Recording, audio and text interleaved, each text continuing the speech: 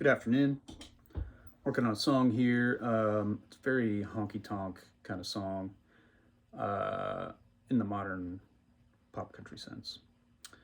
I have a few tracks done. There's like a high and a low guitar hook with a rhythm guitar, and it's all Teles. And I thought, you don't have to stay on a Tele the whole time, play this kind of music. So I picked up my Strat. I really like playing country stuff on a Strat. It's just, I don't know, it kind of points me in a different direction, and I feel like sometimes I can play some fresher sounding things, you know. But here's what I've got so far. This is the intro.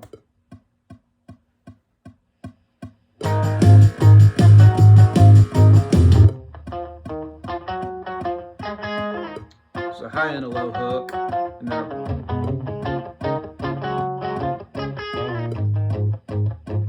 rhythm track, all Teles, of course.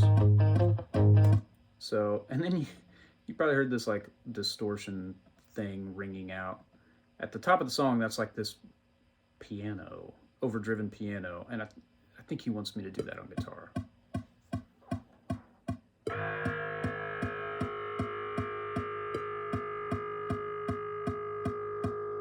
It's just like, except with a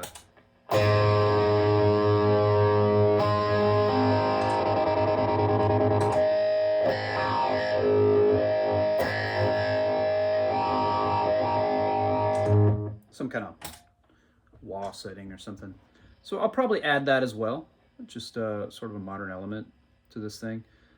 But I want to work on the solo. I feel like that's where we take a left turn into Strat world and get away from the Tele, the the obvious expected thing a little bit. So let's take a couple passes at the solo.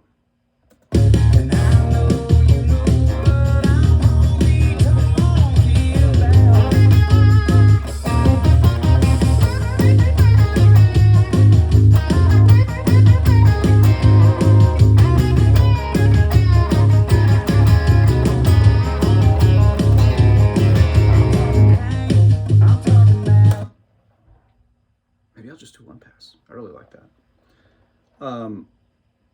Yeah, let's listen. I think that came out well.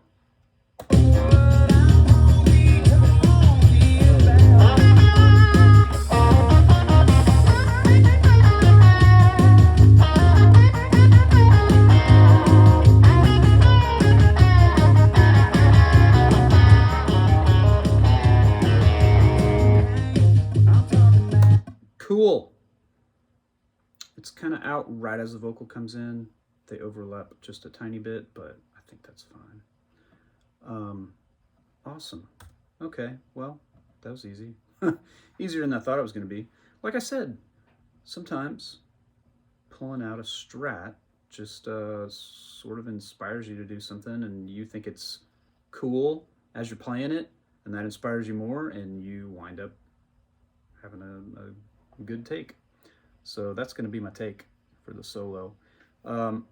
I did make a bunch of playlists. Let's mute this guitar.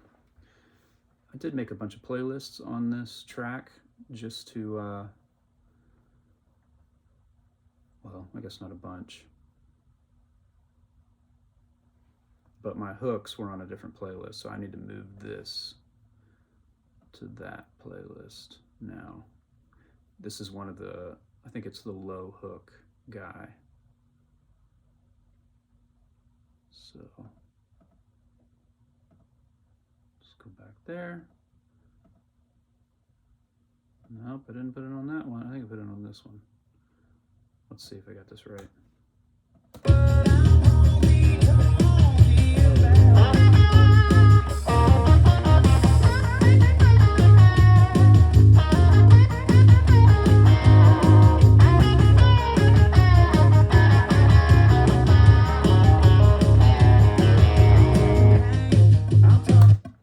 So cool.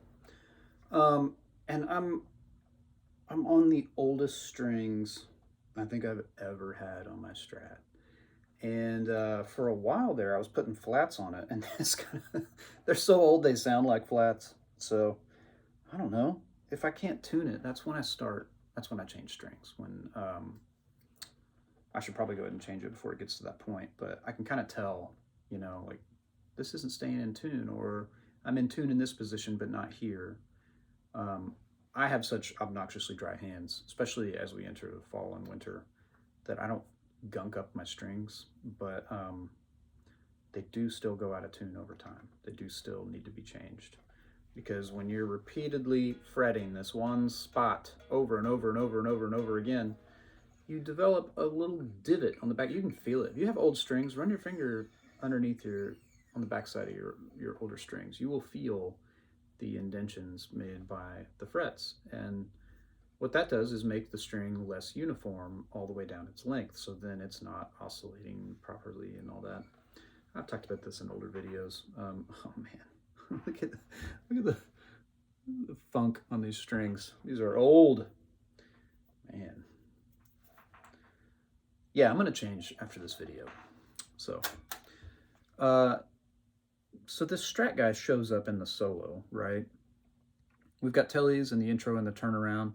The song ends with the last chorus, so there isn't an outro. There isn't an opportunity for me to go back and play the hook again. So it's just in the intro and turn.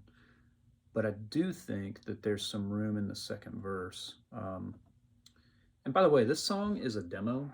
A lot of what I film here are demos, and so you are probably never going to hear the finished product. But I will let you know when something gets released, and I will try to get it added to my Apple Music playlist. And then maybe I'll update everybody on the channel with, hey, this song is now on the playlist. Go check it out from video number whatever in the past. Because yeah, I know you're not able to hear how things turn out after the fact, and that's basically a big licensing deal. It's hard to get a license for something before it exists, and maybe that's something I can do after the fact. I don't know. I need to chase that down. Anyway, second verse. I feel like there's some spots where there could be some guitar fills, and it's probably this guy. Just a little preview of the solo guy.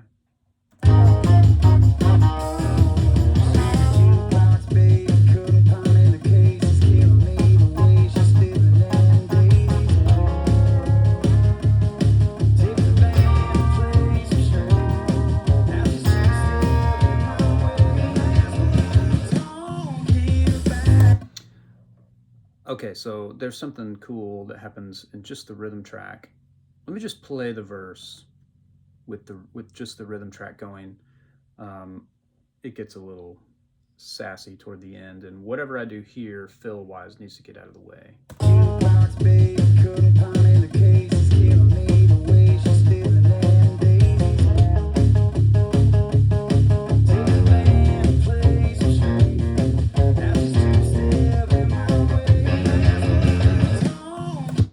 So it's going.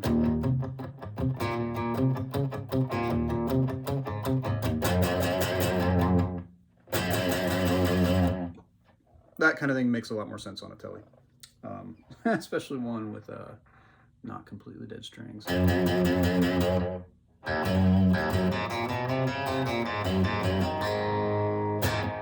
Yeah, you can just hear it. It doesn't have that high-end sizzle that you typically have on a Strat with a bridge pickup. It's cool. It's different. But let's try to add some things in there for the second verse.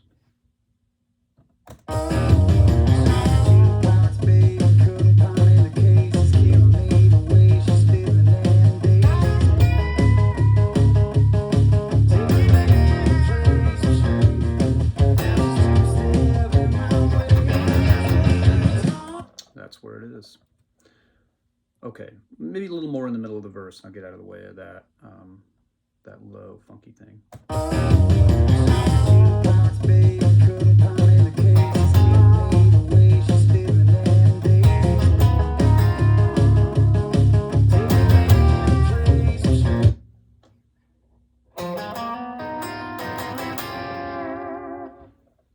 too smart.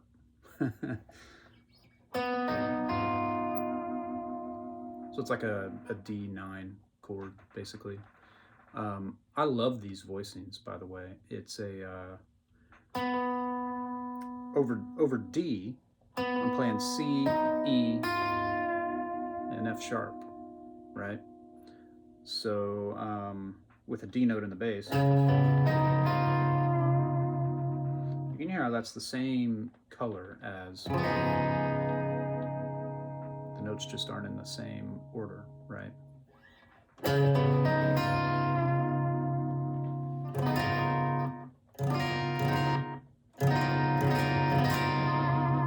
can even get the 13 up there.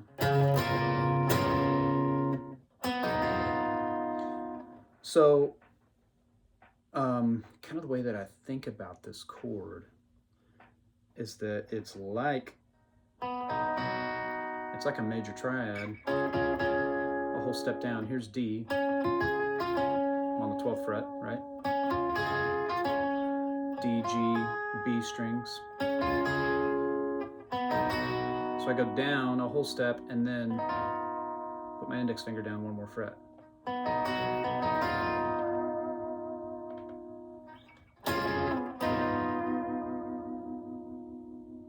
And if you want to get real colorful, you can. That's actually a way that I play 7th chords sometimes.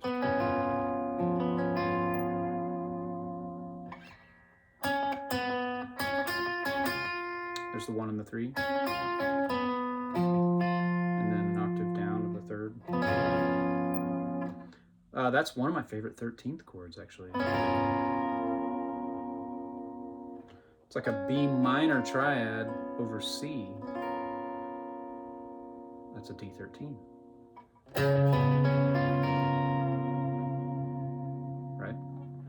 So, major chord, where's the 9 chord? Well, I could just slide down. And that becomes F9. Cool way to get to F. I mean, you can move in weird ways between triads with this, so. D triad, D9. F9, F triad. A flat 9, A triad.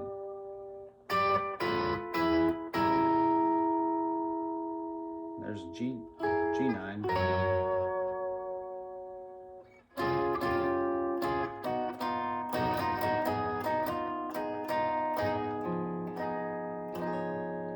So I guess there's the voicing that you're used to hearing. I feel like every guitar player, when they see D9, they're going to go right here, no matter what.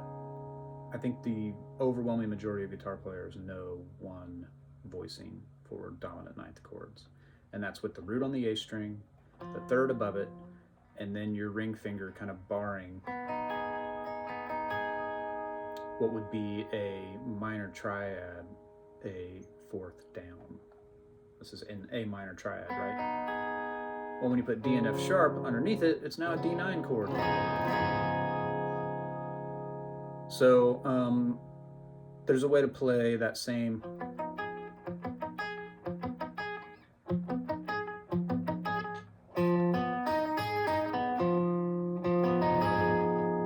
thing, right? There's D9 with the root in the top and the 3rd in the bass. Root in the bass, 5 in the top. Root in the bass, 9 in the top.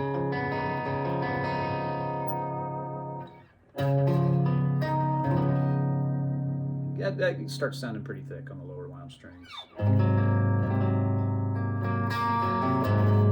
So A9 chord I typically play like this with no root, and then D9,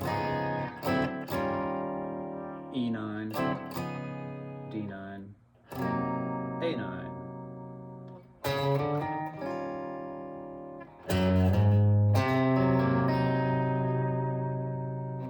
So again, what I was saying earlier, D triad, whole step down, and then drop your index finger, D9, you notice that that is the third that is also right here.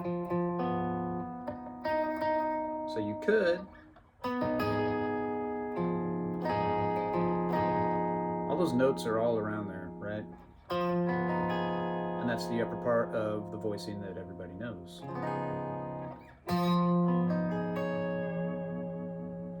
So I was trying, in this song, I was trying to get a little smart.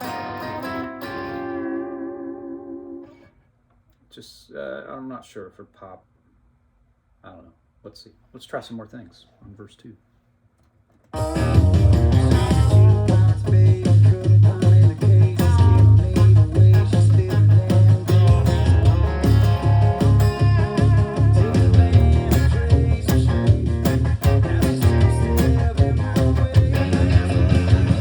like that.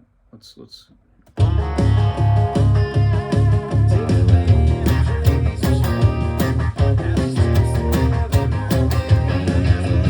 That's what I'll do.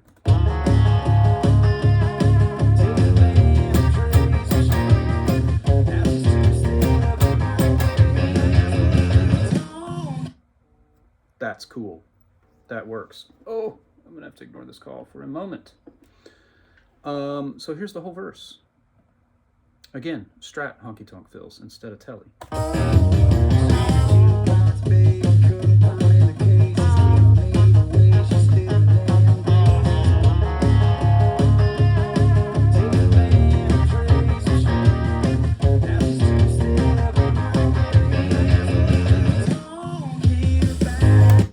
Cool. So, I'm not sure what else this needs other than that rock and roll diamond thing that he did on piano. So there you go. I'm gonna finish that up later. I gotta return this call, so see ya.